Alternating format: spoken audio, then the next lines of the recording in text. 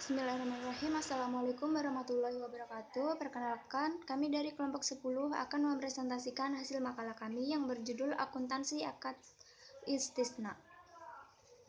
Di sini kami beranggotakan 3 orang, di mana saya sendiri Selai Febriani, 2 teman orang saya Siti Aisyah dan Anissa Febriani.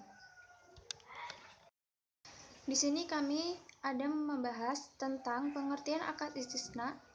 Kemudian ada jenis dan dasar syariah akad istisna. Lalu ada ketentuan akad istisna dan yang terakhir ada contoh akuntansi akad istisna. Langsung saja di sini saya akan menjelaskan tentang pengertian akad istisna. Pengertian akad istisna.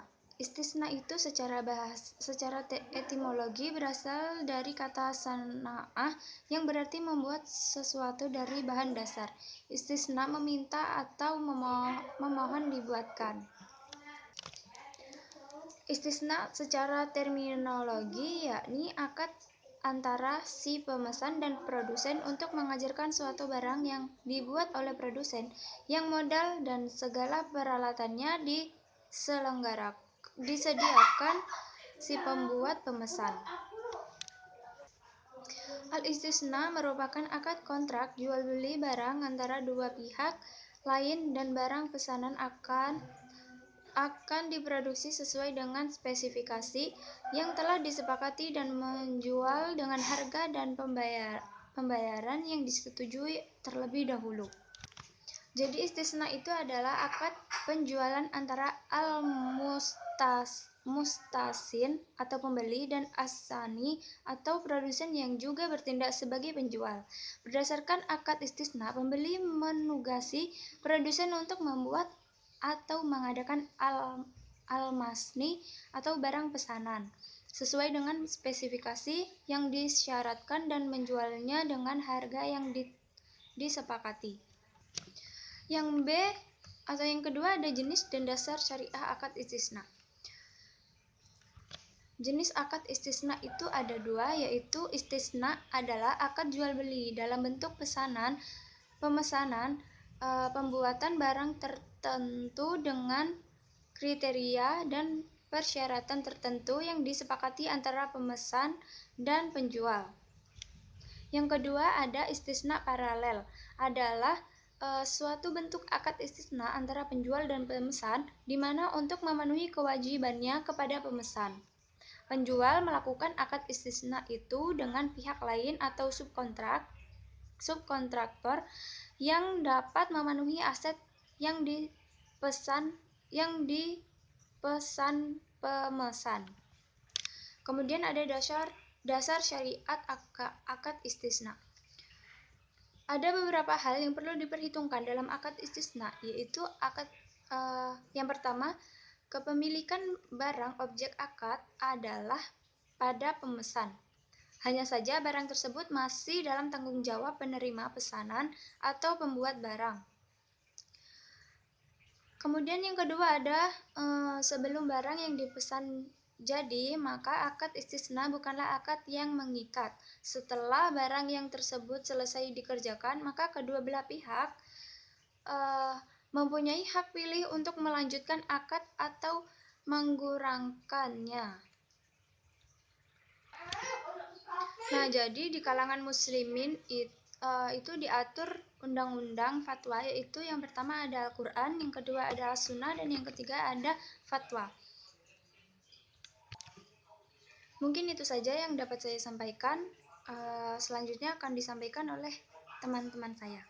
Baiklah, saya akan melanjutkan materi yang ketiga, itu ketentuan akad istisna. Ketentuan pembayaran akad istisna. Dalam melakukan akad istisna, utamanya dalam mekanisme pembayaran perlu ada hal-hal yang harus diperhatikan, yaitu yang pertama alat bayar, yang kedua pembayaran dilakukan sesuai dengan kesepakatan, dan yang ketiga pembayaran tidak boleh dalam bentuk pembebasan hutang. Adapun ketentuan objek istisna, yang pertama harus jelas ciri-cirinya, yang kedua harus dapat dijelaskan spesifikasinya, yang ketiga penyerahannya, yang keempat waktu dan tempat, dan yang terakhir pembeli. Dalam hal tersebut terdapat cacat atau harga tidak sesuai dengan kesepakatan, pemesan memiliki hak khiyar, yaitu hak memiliki untuk melanjutkan dan membatalkan akad. Meskipun terlihat sama, namun akad istisna dan akad salam memiliki perbedaan dari segi istilah yang digunakan untuk penamaan objek.